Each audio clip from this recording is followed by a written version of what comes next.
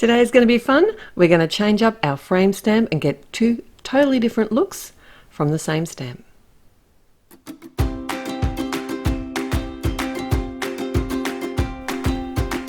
Welcome back. It's time to take two with Therese at Altenew, and I've got two beautiful cards using the Festive Floral Frame stamp set. This is a beautiful frame image, and I want to change it up a little bit today and show you a couple of different ways to use your frame stamps that aren't sort of in the sort of traditional just a frame in the center of a card, which is easy peasy and looks great, but I wanted to change it up and give you some more ideas. So I'm starting by creating a repeated pattern. So I'm basically going to cover the whole front of my card with this frame stamp. I have a piece of the watercolor paper pack cardstock, which is already cut to the same size as the front of my card, 4 1/4 by 5.5 inches. And what I've done here is I've angled the frame across the center of the card. Now, the great thing about the MISTI is I can restamp if I don't get a perfect image the first time. I can also move my stamp around, and that way I can make sure that it's lined up perfectly before I commit to stamping. I am using a piece of acetate here beneath my stamp image before I pick it up on the lid of the MISTI. That just helps protect any black ink that I might have on the stamp if I haven't cleaned it properly in between stamping. And this last portion here, even though the stamp does hang off a little bit over the edge of the MISTI, I didn't have a problem with stamping it because I was only needing to put pressure on the area that was going to be on the actual cardstock.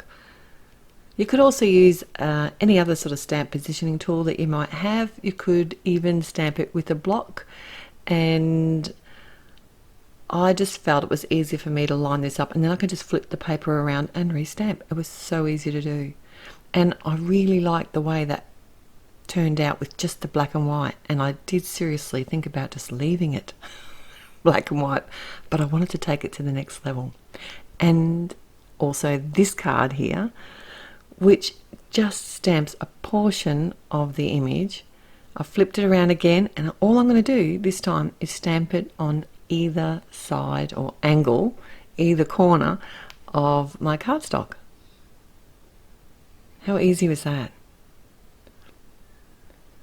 The colouring I'm doing today is with the watercolour brush marker refills and also some of the watercolour brush markers.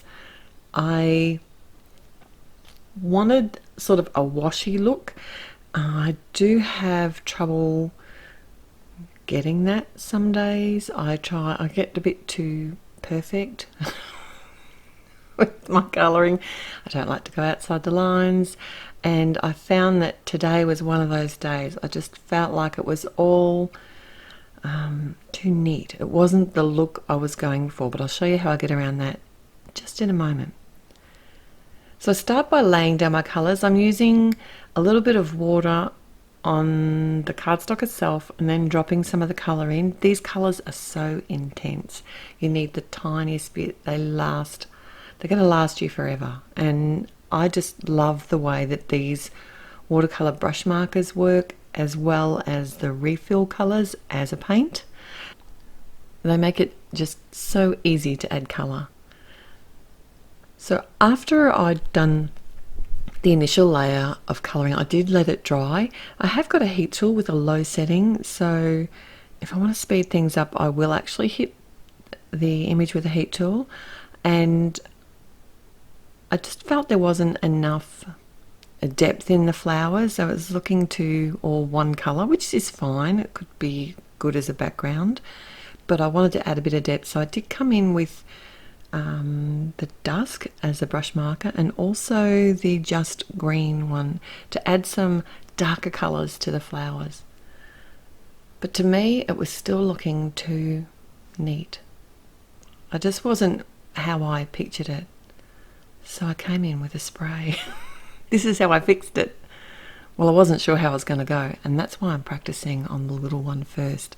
I've seen this technique done before, and I don't know that I've ever been really game to use it myself. and I was really surprised at how much water I needed to add. And because this is a watercolor cardstock, it tolerated it really well.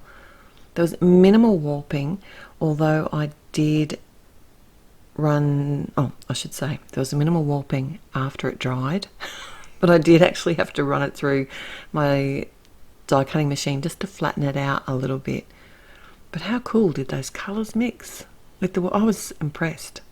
I just love that sort of washy look, and that's more what I was going for. It made me much happier. Otherwise, I was thinking I should have left it black and white. I'd love to know your thoughts. Do you think it should be black and white? Should I have kept it without the washy look? Or did you like the washy look? Let me know in the comments below. The sentiment today, I've stamped the same one on both cards. I just lined it up with some acetate before I committed, and it's from the Plentiful Pine stamp set. And I did attach both these cards to like one's a top fold and one's a side fold card, and added a few antique gold sequins. So I hope you were inspired to have a look at your frame stamps and maybe just see if there's another way that you can use them, or change them up, or create a repeated pattern, or just partial stamp, and just get more from your stamps and get a totally different look. It's a lot of fun to do. So if you did like today's video, please click on the thumbs up button to let us know that you did, and if you haven't already, it'd be wonderful if you could subscribe to the channel. There's always heaps to see here. Till next time, bye!